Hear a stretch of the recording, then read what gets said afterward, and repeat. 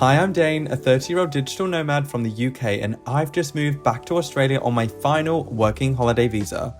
One of the most stressful things when moving abroad can be finding somewhere to live. So in this video, come along as I tour 4 different apartments and try to decide where I'm going to call home for the next year.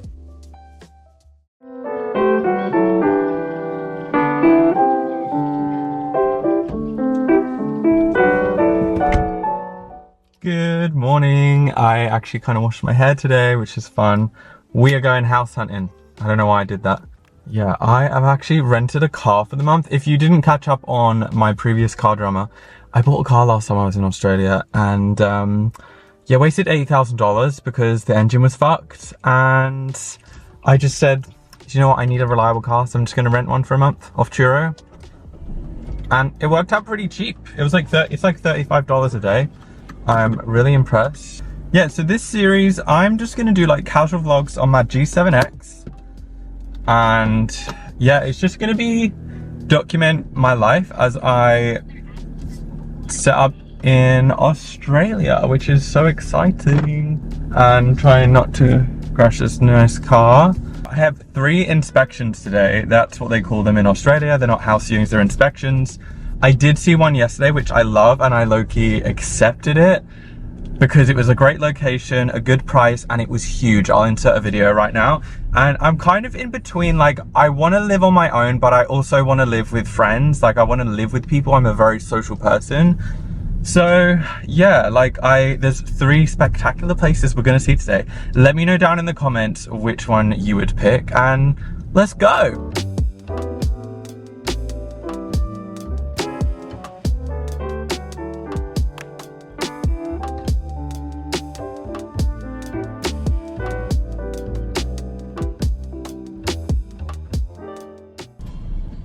So I've seen one property.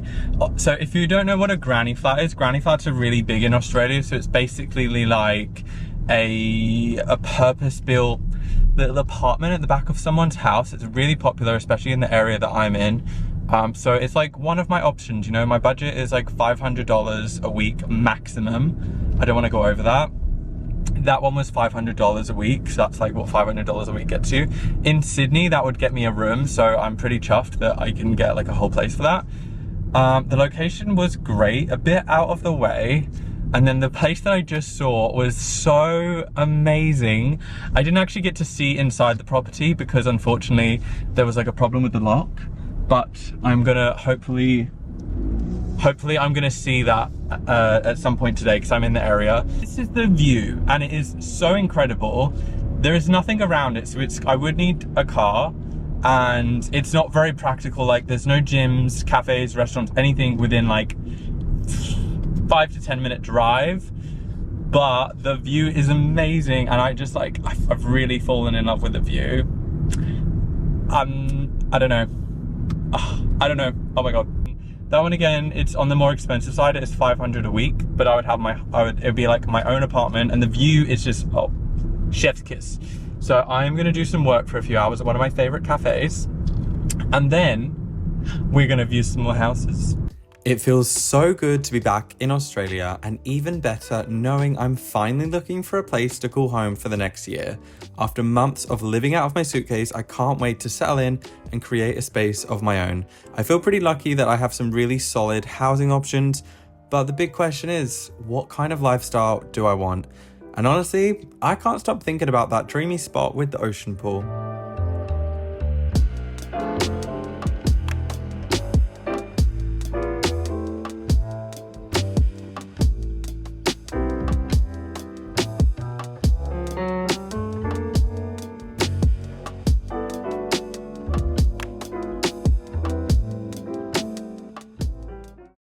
House hunting is not going as well as planned today. One of my house viewings got pushed back till like the end of the day, and I haven't been able to see the other one, the really dreamy one that I was looking at, so I feel like kind of confused right now. Gonna go for a swim. And this is number 1 reason why I love living in this area, because it looks like this.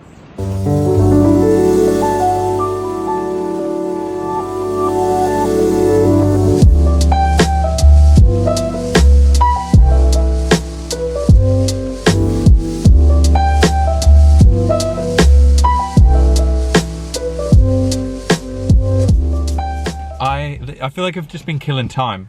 I feel very conflicted about where I'm gonna live right now. Do I wanna live in somewhere with an amazing location or practicality? Amazing location and pricey, or practicality and affordable? I'm like really torn. You guys gotta help me make this decision, even though you're probably seeing this like 2 months later. So I've just come to a place called Otford. I've never been here before. Let's have a gander. Also, this is my sexy MG that I have for 1 month. And it's a pretty good little ride. I like it.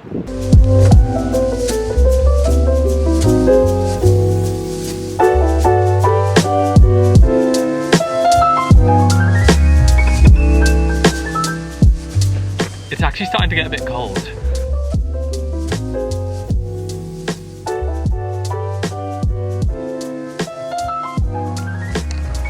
Oh.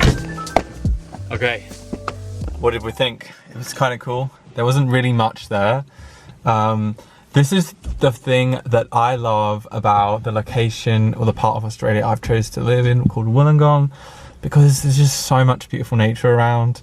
Like, it's not even been that nice today, and I feel like I've managed to show you some cool stuff. Let's go see the last house, and then we can have like a talk, and I can talk my decisions to you guys, because we're mates, right? Let's go.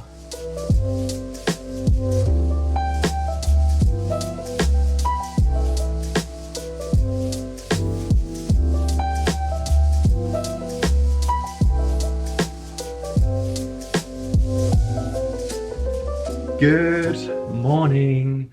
I did not sleep last night because I am stressing. Let's sit down today and just talk about the 4 different options. Firstly, if you're watching this and you're planning to move to Australia, just like FYI, I found all of these places before I even moved here. Like, I literally landed and had an inspection. They call them inspections in Australia the same day.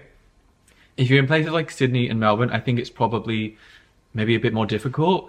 But like, I live in Wollongong, and it's like not, I suppose it's not a popular place to live. I don't know why, because it's absolutely stunning. But you just have to look in local Facebook groups of like specific neighborhoods you want to live in. And also there's a website called flatmates.com.au, and I actually just paid the $30 to be able to message people, because this website's really annoying. So it's a really popular way if you want to like find like a house share. And they also have like studio apartments and granny flats and stuff like that on there as well.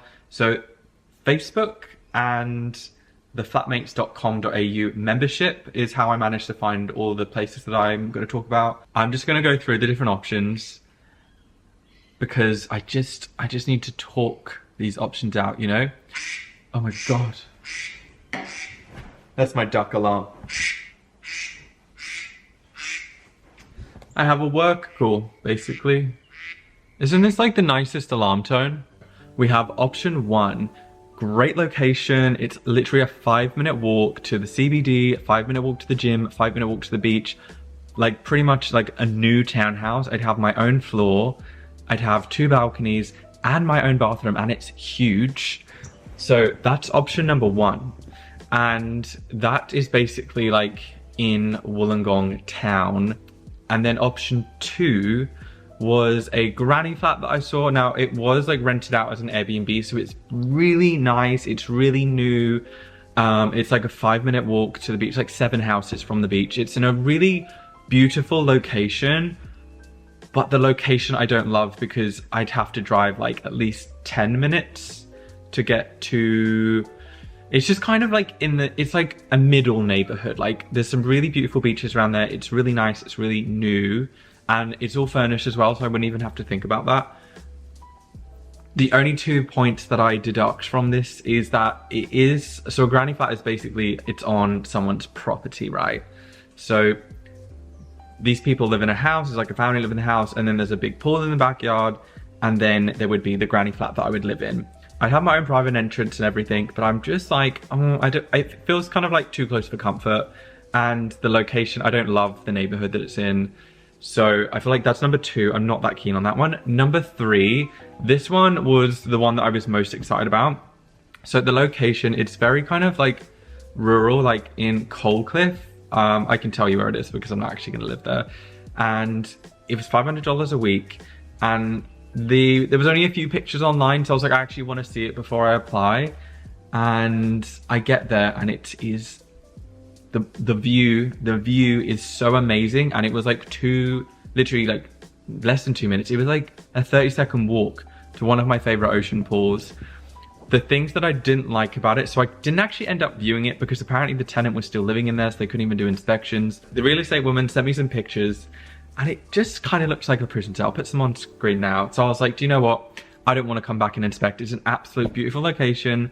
But again, it's kind of like the middle of nowhere. Like there's not even a cafe I could walk to, which is fine because like I'm going to have a car and everything. And it's also $500 a week, which is like my max budget is $500 a week. So I was like, I don't want to spend more than that, and I'd have to fully furnish it, and it was just small. So I'm like, I feel like I'm just paying to live somewhere with a really epic view. So I feel like that option is number 3. I'm not really interested in that one. And then I went and saw another one in a little sort of village called Stanwell Tops. There's literally a population of like 2,000, but I always go to this area and just like that part of Wollongong because I just think it's so beautiful. It's so inspiring. It's just very like, it's very rugged and rural, and I get good vibes. I get such good vibes. So this one is very in budget. It was like $280 a week, which is a really good price, and it was living with 2 other people. I only met one of them, but they were so lovely, and they had this really cute dog as well. And what I'm noticing as well, like a few of the houses that I've been to see, like everyone's just got dogs in Australia, which is fine with me. Like I love dogs, but that might not suit everyone. So this is option 4. It's in the most epic location. Like it's literally a stone's throw away from the beach. There's like a big balcony. It is an older house, but I kind of like that like mid-century modern vintage style. So I kind of like that the rent is really cheap. It's also closer to Sydney and the airport. Like I could get to Sydney in 45 minutes by the train or even driving. And it's just like a sleepy little village. So I'm like, I don't know. I've told option 1 and option 4 that I'm really interested. So I'm just waiting to hear back. I'm like, do I want convenience, new, modern, and practical? Or do I want like, sort of like, don't want to say off-grid, but just like a smaller, peaceful, laid back, slow lifestyle with like nothing around, just like in beautiful like bushland and beach. And I'm kind of craving that right now. Like I'm really craving that. But then I'm like, if I am there, will I miss civilization? I should know by the end of the day, so I'm going to take you guys on this journey with me.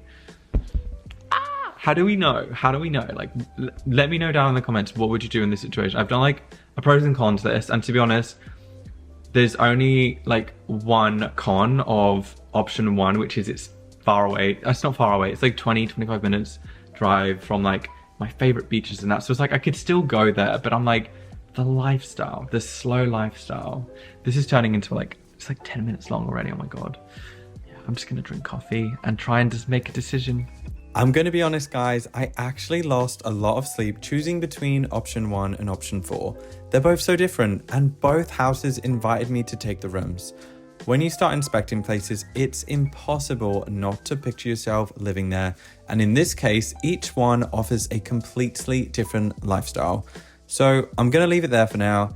Thanks for watching, and don't forget to hit subscribe, and I'll see you next week.